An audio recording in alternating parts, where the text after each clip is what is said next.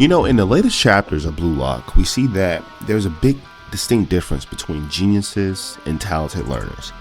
I think this was a great addition to add to the story because now it makes a lot of sense up until this point how everyone else progressed and how everyone's gotten to where they've gotten to, right? So obviously you have the geniuses like Baro, Nagi, and Banchiro, right? Where their plays can't be explained, right?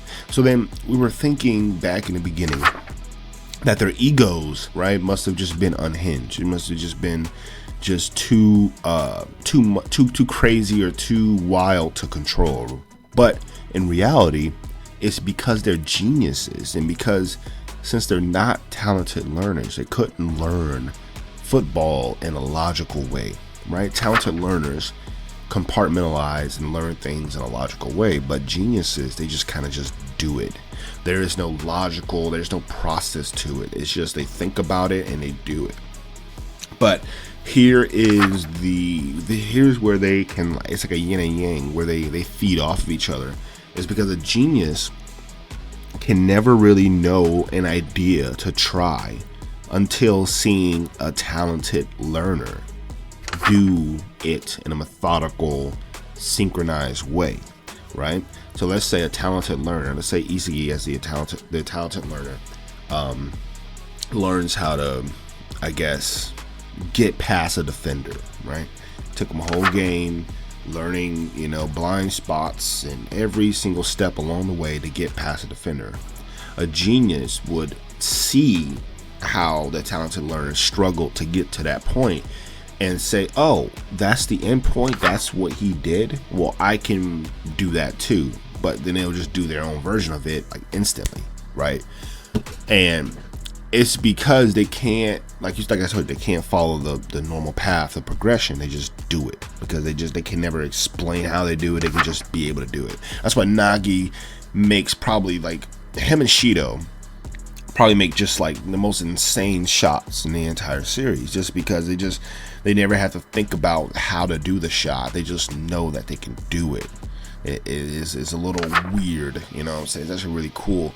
But Isagi finally having this realization that he's a talented learner will now push him in the right direction when it comes to like how he's going to learn, because at this point he didn't know that he was an adaptability genius, but that's the point. He thought he was a genius, but and so like it kind of like stunted his growth in a way, because like inherently, we do think of geniuses as just this be all end all thing, but it kept Isagi stunted. It kept Isagi stunted, which is why ego was so pressed on this being needed for Isagi, this realization to know between talented learners and geniuses, because I'm pretty sure ego is probably a talented learner and then Noah was the genius, and then they kind of like fed off of each other, made each other stronger, and that's kind of like how we got the current men we have now.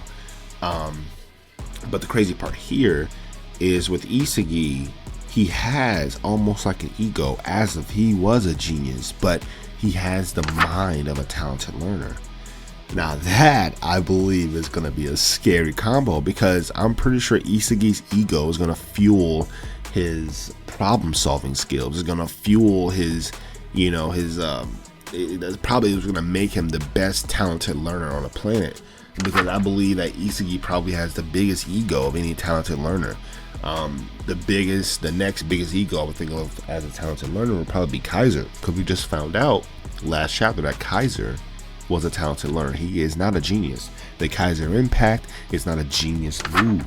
The Metavision is not a genius move. It's all methodical. It's all, step by step learned basis.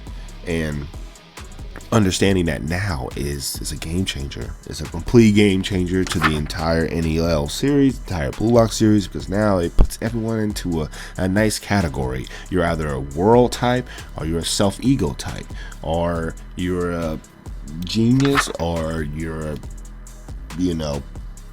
learner, or you're just a learner, right? So I think that's really cool that they should do that, because then now everything makes sense. Everything's compartmentalized and everything makes sense, right?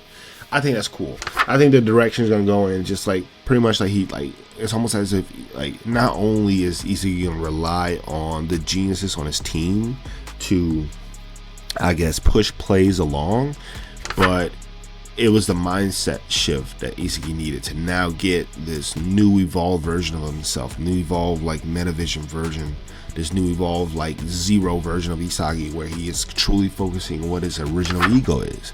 And that's going to be a very fascinating twist that we're going to see in the future. But honestly, great addition to the story. I love it. It's honestly a big flex to the writing we see here. You know, I mean, it makes so much sense, the differences like that, because there's certain plays we see that just don't make sense, and there's certain plays we do that, you know, that does make sense. So now it makes sense. But anyways, leave your comments down in the section. This was just supposed to be a quick little video to get my thoughts out. Let me know what you think about the current Bluelock chapters. Let me know what you think about the PXG game, and let me know what you think about the talented learners and geniuses, the difference between them, how they synchronize together, how they use each other. Peace. Maniac.